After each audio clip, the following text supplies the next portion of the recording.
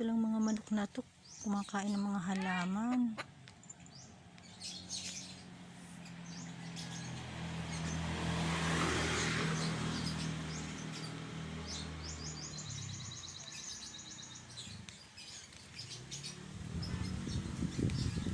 Nakatingin lang si Topi.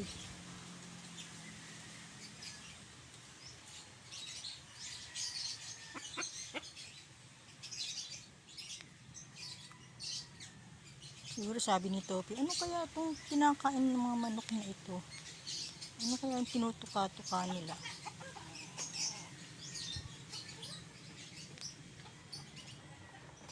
Oh, nakikain na rin ng halaman si Topi.